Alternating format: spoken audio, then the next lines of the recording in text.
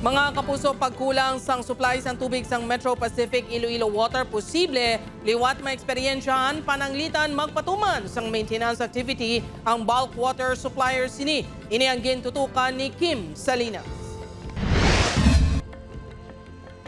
Nadismaya ang mga konsumidor sa Metro Pacific Iloilo Water sa samat sang water distributor sa ginpatigayon nga committee hearing sang Iloilo City Council kahapon.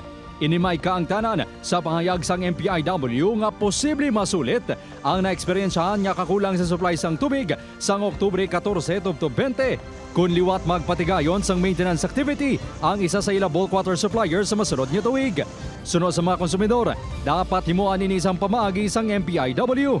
Ila na iya obligasyon tani magpangita sang tubig sa tao kay kabayad man kami di gani kami kabayad kaysa to dayon. Oo, mga kabataan ng ligad, nagatiyaga na lang kung gabi, nagapaligo sa baybay, way na nabunlaw-bunlaw, tapos ng ligad, wala kami pang flash mo sa mineral, mahal naman, matag 40 naman ng container. Iniman ang panawagan sang pila ka mga negosyante nga naapektuhan sang water shortage. Wala kami ka panlabadam, wala kami ka cooperate.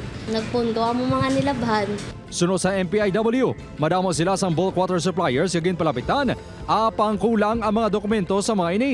Siguro mga 9 private entities na yung nakausap namin. And ang lagi namin sinasabi, just deliver us the water kung pinakamabilis, no? And lowest cost possible, tatanggapin namin yan. Unfortunately, yung 9 na yun, hindi pa kumbaga plansyado yung mga papers nila. May proyekto nga desalination plant ang MPIW sa Ingore, La Paz nga ginalauman makasupply sang 50 to 65 million liters per day. Apang ini amang inoperasyonal sa 2027 pa.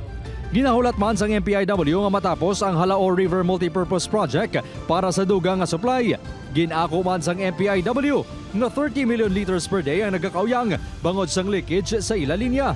Target city nga ma-recover ang 15 million liters per day sa masunod nga tuig.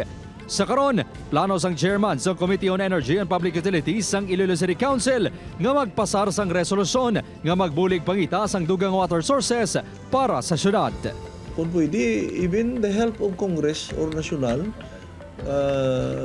according sa MIW, they are even penalizing sang Metro Iloilo Pacific Water for non-compliance with... Upod kay Marvin Lauderes, Kim Salinas, One Western Visayas.